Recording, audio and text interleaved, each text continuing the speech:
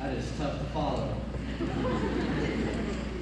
So I have a story, but before I tell the story, I'd like everyone that is 18 or will turn 18 during this school year, please stand. I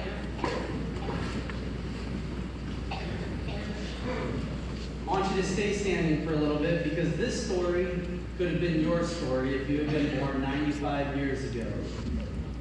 Richard Brantones was 18 years old when he volunteered to go fight the Nazis. He signed up for the army, and he spent a year training to assault the beaches of France and take the fight to Germany. Loaded into the boats with 230 other men, whose job it was to storm across the beaches of Omaha and take the fight to the Germans. When the ramp on the boat dropped, he was immediately riddled with machine gun bullets and fell dead before he had time to lift his rifle. Unheroic, unremarkable, unnoticed by anyone but the men around him. But they fell dead also. Within 30 minutes, only 18 of the 230 men that had trained for a year together were still alive or unwounded. You may be seated now.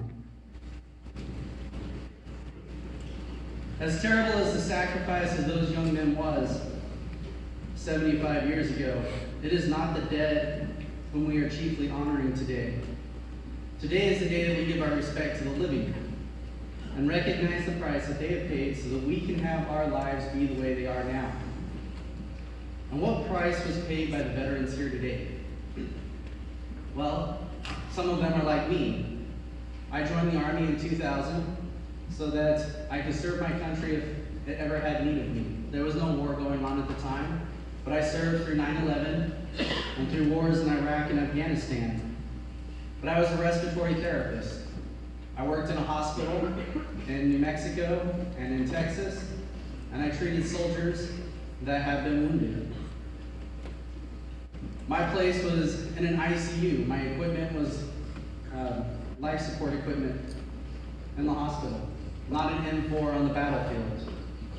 90% of the jobs in the military are like that. They're very important, but they are not dangerous. They do not risk our lives. I am honored that I and others like me are recognized once a year by a thankful nation because we were willing to serve, and if we had been asked, we would have been willing to put our lives on the line. But I know that today is not primarily about veterans like me. Today we are gathered to honor soldiers like my brother-in-law, Eric Gatsky. He served 2 tours in Iraq. On his second tour, he was driving in a convoy and he saw the Humvee in front of him that had his best friend blown up by a roadside bomb. Later in another convoy he was driving and his own Humvee was hit by a bomb. Luckily, it had been buried too deep in the ground and the dirt took most of the blast. It threw his Humvee in the air instead of ripping it apart, and Eric was able to return home to his family. I asked Eric what I should say to veterans like him. I asked him what I should say to all of you students sitting in the stands behind these veterans. Today we are gathered so that I can make you understand, help you understand, that asking soldiers to risk their lives is not the most difficult thing that we ask them to do. For many, coming home is even harder. This is something that's strange to us because we think, well, after spending all that time constantly worrying about death and seeing destruction around them, coming home should be a welcome relief. But they come home to find out that we've been living our lives without them, rarely thinking about them, going about our business, and when they come home, we think that they should be relieved and they should just fit right back into our schedule without disrupting what we already have going on. But that is not how it works. Eric drove in a lot of convoys while he was in Iraq, and he drove knowing that there were people that were trying to kill him, and that if a car swerved in front of his Humvee, it could be that they were just a bad driver, or it might be that they were trying to stop him for an ambush. So he learned never to slow down. If a car got in front of him, he accelerated and ran them off the road and pushed forward. After coming home from his second tour in Iraq, he was driving to the grocery store, and a car cut him off in traffic. Without even thinking, he accelerated and ran it off the road.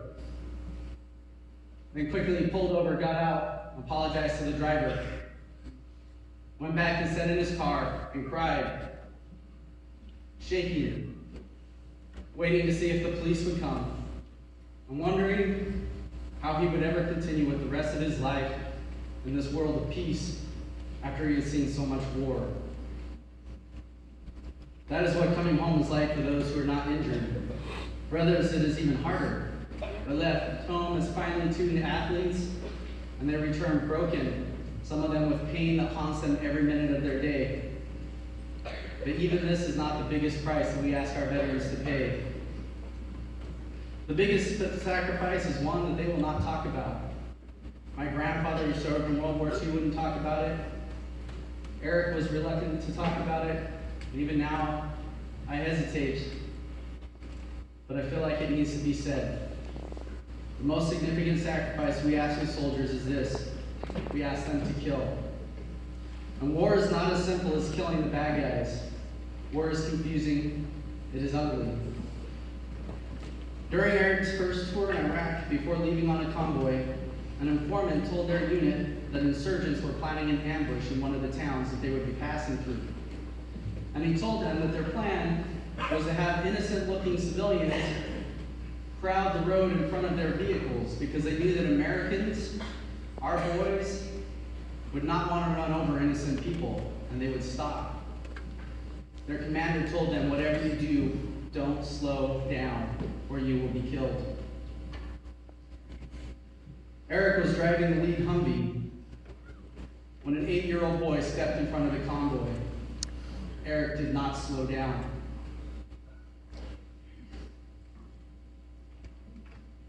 That was 16 years ago. Eric has his own 8-year-old son now. And when he looks at him, he sees that 8-year-old boy standing in the road in Iraq. He lives with that every day.